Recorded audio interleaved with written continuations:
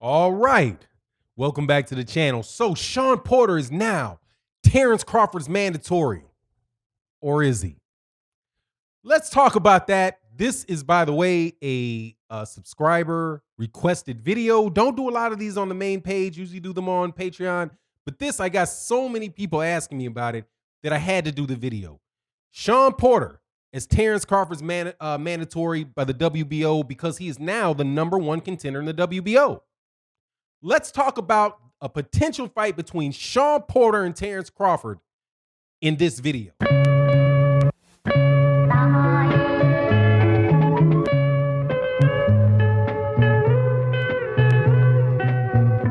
All right, welcome back.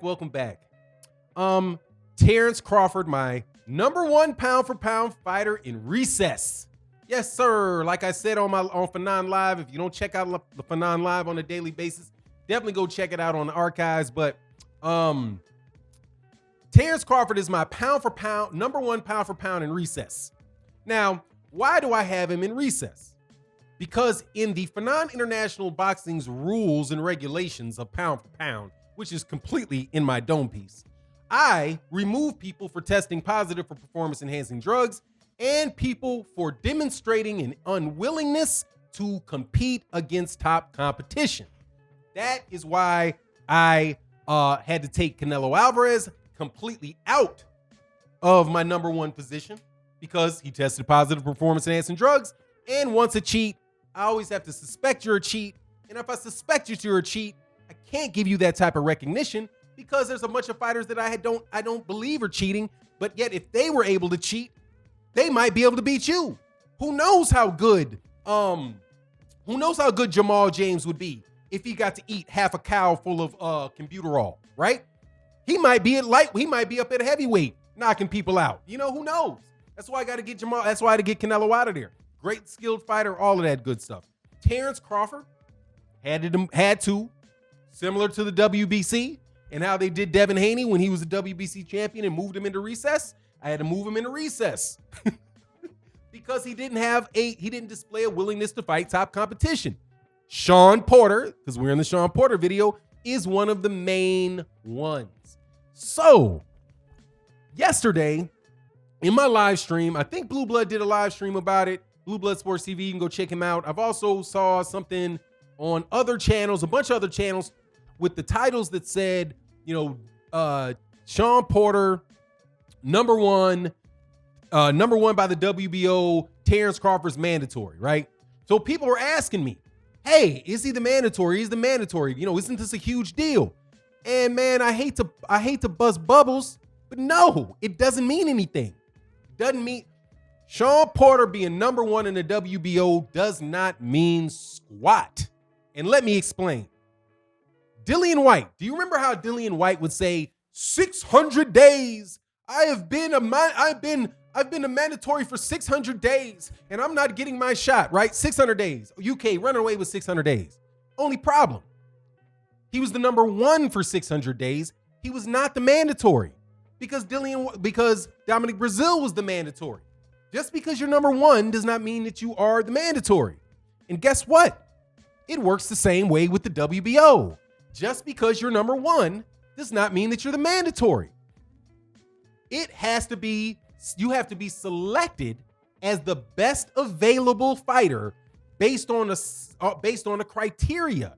For example, what do the WBO think about your level of your competition? I think that's in there. One thing I know in there, tells you what the WBO is really about, says if this fighter has a TV contract, would the television company that he works that he's on, would they be amenable to the fight? Right? Now, think about that. That don't say anything about being #1. Okay? It doesn't say anything about being #1 and you get the mandatory.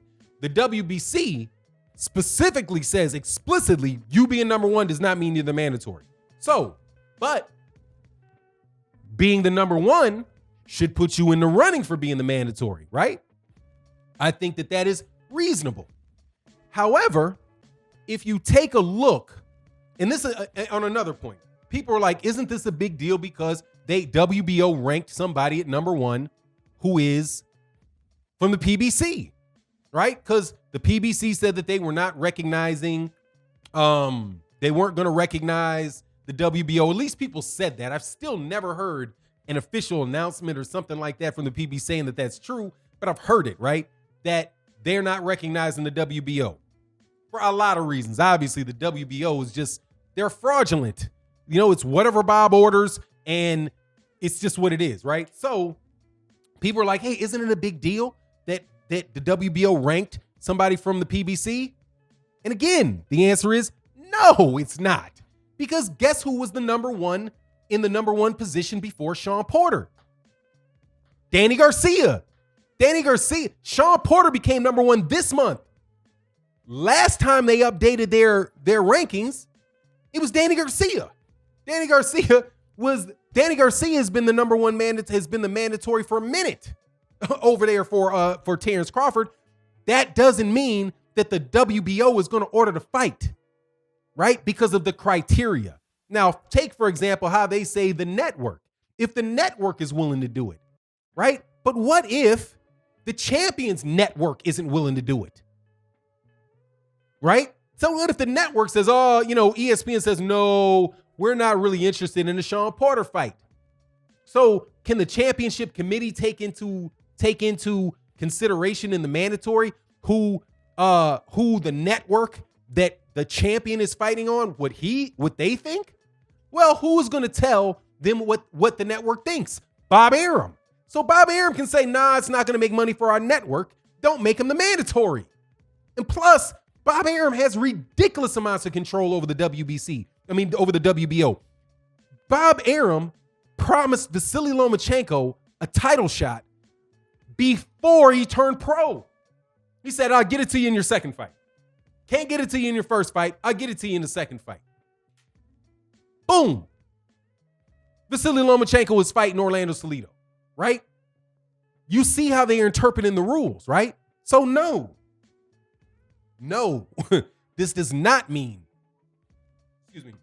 that there's going to be a Shawn Porter, Terence Crawford fight. In fact, what I think it is with the WBO, because I looked at the WBO rankings in March, I think it was March, April, May. There's a couple months where they're not there. Like they must not have changed their rankings. And then in September, they just came out with the rankings. So like it was maybe August that there weren't new rankings put out, and maybe July. But June and back, at least until I checked to March, it was Danny Garcia. And if you look at the rankings, there was also several other PBC fighters in those rankings, right? So Keith Thurman is low in the rankings over there, right? But just because they're in the rankings doesn't mean that they're going to actually get the fight. And no, I do not believe Shawn Porter that Terence Crawford is going to fight Shawn Porter as a mandatory. Because here's something else with that. With the mandatory situation, they could go to purse bid, and they could find a way. They just by the simple virtue of Bob Arum pushing them to a purse bid could cut Shawn Porter out of that fight, because the purse bids have predetermined splits. The man, like some of them is 70-30, could be 60-40 or something like that. But the mandatory split that would be that the mandatory, what do you call it? The prescribed mandatory split between the split between the champion and the mandatory, because that's set. Shawn Porter might turn around and be like, no, I'm not going to fight for that. No, forget it. You know what I mean? No, forget it. I'm not going to fight him for that. I'm Shawn Porter. He's Terence Crawford. He's no better known. He's no better known than I am. He's no more popular than I am. This is a 50-50 fight. This is a 50-50 split fight on pay-per-view if we do it. Right now, if you give him the champion, if he said, okay, you're the champion, they can negotiate something around there, but it's never going to be anywhere near what the mandatory, what the split is for mandatories, right? Because they get a lesser amount of money. And if they're not able, and so there's that combination. Is the WBO going to actually order the fight? No, they're not going to order that fight. I mean, I don't think that they'll order that fight, because Bob Arum isn't going to want them to order that fight. And number two, they don't have to order the fight, because number one doesn't necessarily mean that you're the mandatory. It's in their rules. They have a criteria for it. And lastly, again, because Shawn Porter is going to want to make as much money as Terence Crawford, the likelihood of him fighting Terence Crawford as a mandatory is decreased. So, and now let's put the whopper on top of it. The biggest part of it is that Bud Crawford just fought his mandatory in his last fight. Egis Kalvanakis was his last fight. That was his mandatory. If it's anything like the WBC, he doesn't have to do it for another year. So he doesn't have to fight. And now watch, because of all this Corona stuff and 2020 pretty much just being, just a mess of a year, Bob Arum can just tell the WBO, nah, look, we need a special extension for the defense of the mandatory because it's been a year and you would be making Terence Crawford fight back-to-back mandatories. You know what I mean? So it's just not going to happen. It's not going to happen. Not based off that. Now, I understand why people could get excited seeing Shawn Porter listed as the number one guy on the website, but like I said, Danny Garcia was the number one guy up until yesterday. No conversations about making serious conversations about making a fight between the two. Anyway, it is what it is. You let me know what you think in the comment section. And with that, I'm out.